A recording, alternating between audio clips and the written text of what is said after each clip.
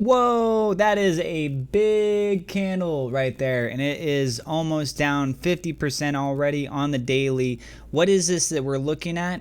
Well, we're going to talk about that. We're also going to be talking about Orchid and Bitcoin, what's going on there. As of my time, it's 4:30 p.m. We're coming up really close here in the next half hour on the weekly close. So I'm actually doing a video a little bit earlier. I didn't do a video yesterday. I've been really busy with a lot of different stuff, but I am doing the best that I can to get you guys videos as consistently as I can. If you guys are new to the channel, feel free to subscribe if you want to see more news and information.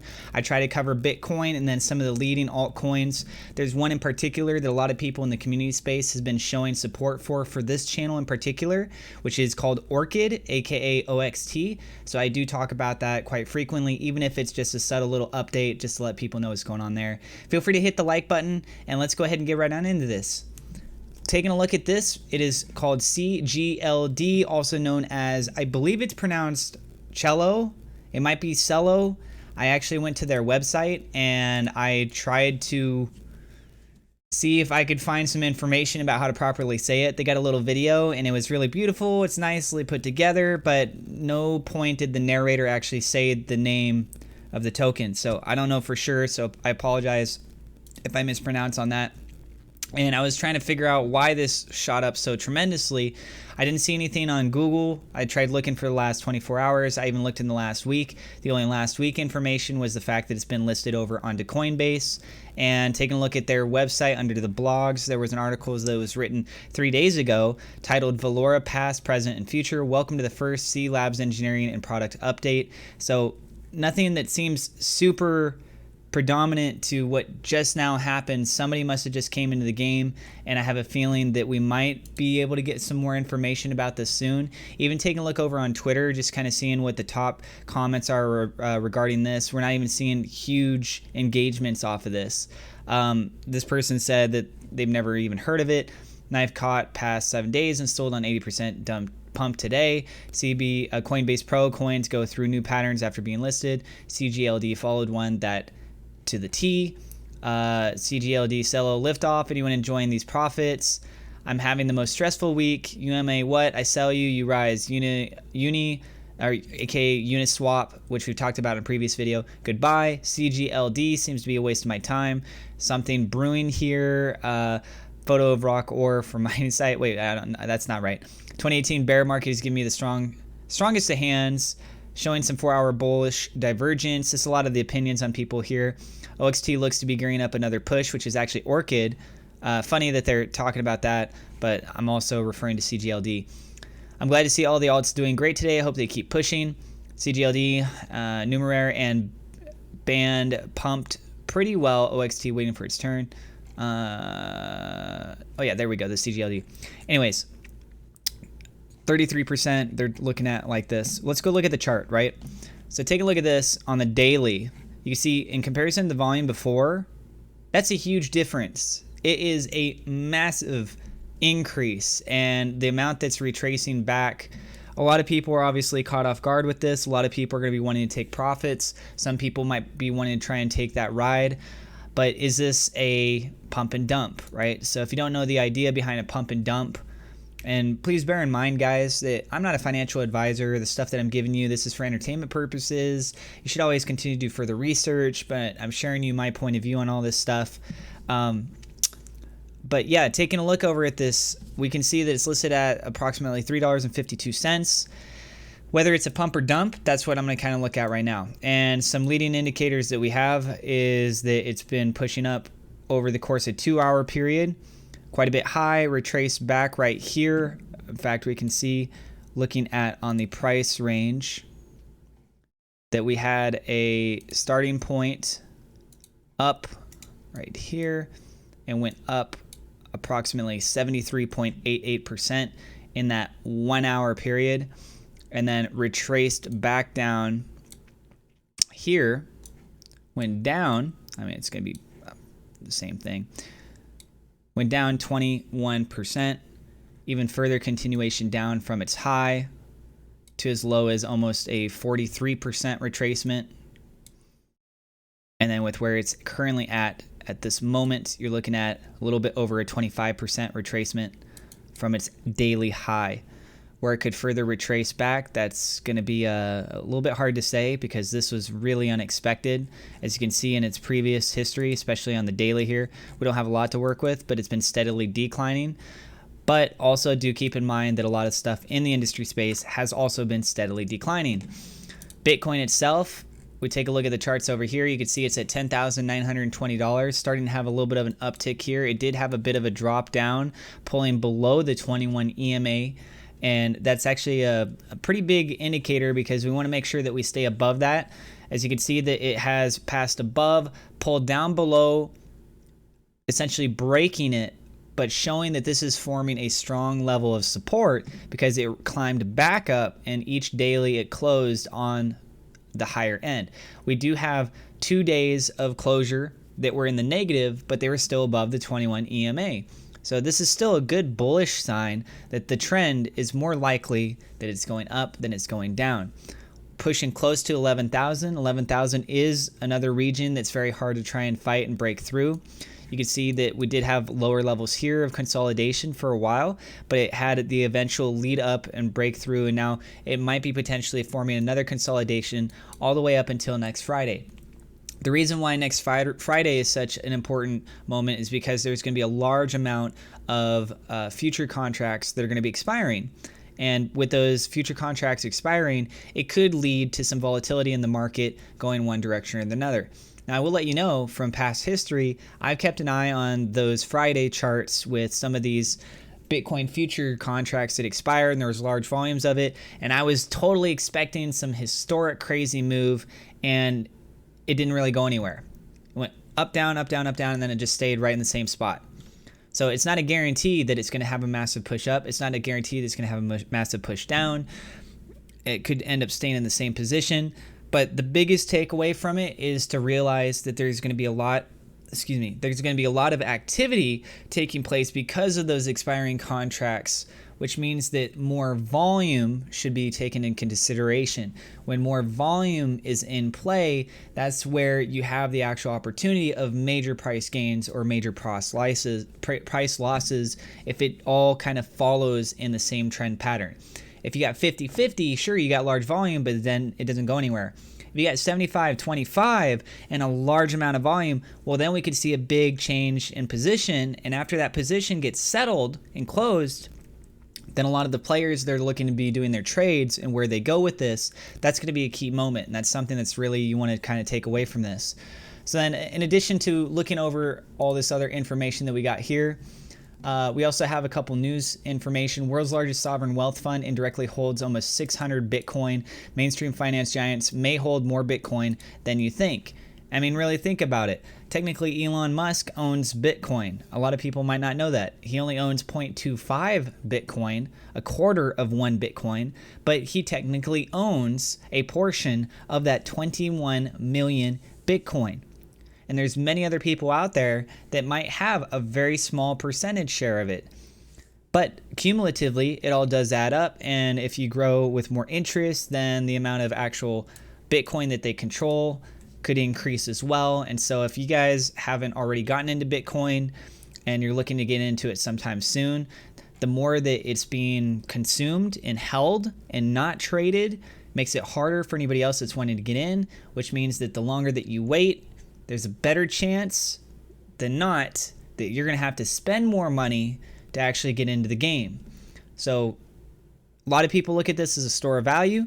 There's a lot of information out on it. If you guys have different point of views on this, totally no worries, no problem. So the Norwegian government pension fund, also known as the oil fund, has over $1 trillion in assets, including 1.4% of all global stocks and shares. So it's considered to be the world's largest sovereign wealth fund. According to Arcane Research report on September 19th, the fund also owns almost 600 Bitcoin through its investment holdings. So Norwegian government pension fund, also known as oil fund, almost 600 Bitcoin. That's the big takeaway from this. It's apparently 577.6 Bitcoin. That's a lot of Bitcoin for one individual. So you can kind of start adding all these things up together and seeing a little bit more realistically how some of these major companies that have big money, that if they want to invest more into this, right, they can accumulate a lot more than just an average everyday person like possibly you or me. I mean, maybe you're rich and you're watching this. If you are, hello, nice to meet you. And we go take a look here at another chart. Bitcoin price volatility expected as 47% of Bitcoin options expire next Friday. This is what I was talking about. So it's 47% of them that we're looking at. Take a look at the chart here. Total BTC options open interest. Over time, you can see it's had a steadily increase, a massive drop, increase, drop, increase, drop, increase. And then we're basically in a position now where it's looking like it's going to have another big drop. Has just crossed the $2 billion barrier. Now, also take into consideration that there's a whole bunch of money in Tether, the USDT, that's currently on the sidelines. If I remember correctly, I believe it was $20 billion. I can fact check this for a second here.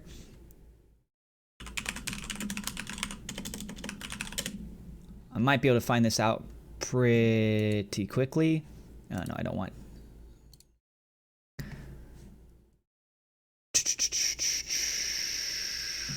Unless it takes me a little bit too long, then we're just going to move on to the next thing.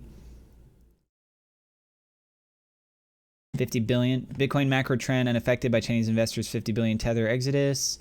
Them leaving.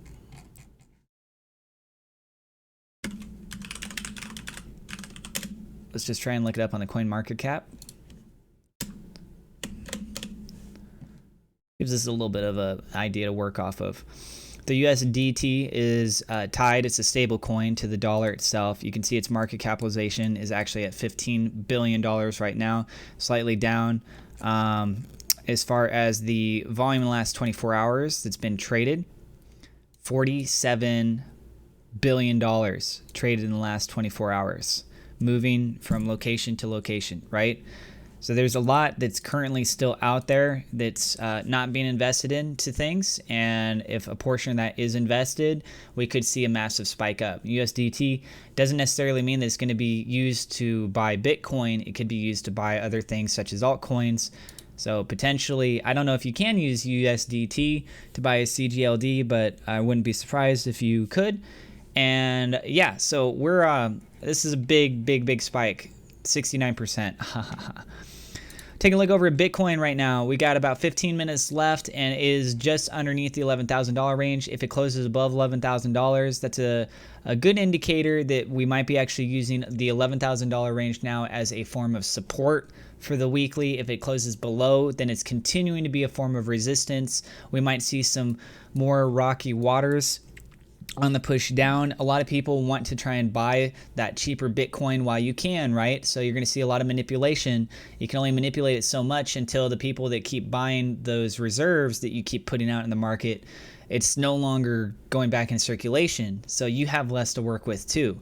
So it's kind of two sides of the same coin situation, right? So let's keep an eye on this and what it's going to be. By the time this video goes up, you guys should have a little bit better idea of what the actual weekly is, since it's so close to my time right now and my hair is really jacked up. 4:45 p.m. is my time right now. It's about 15 more minutes for that. Taking a look over at Orchid. We have our previous chart set up. I haven't adjusted anything on this. You can see that this descending wedge pattern is still in the same region zone. It bounced right in between this 0.382 and this 0.5. So I feel that this is a nice little chart pattern that we have set up so far on this. If it pushes below, we're going to look at it trying to retest potentially around the 26.5 cent range.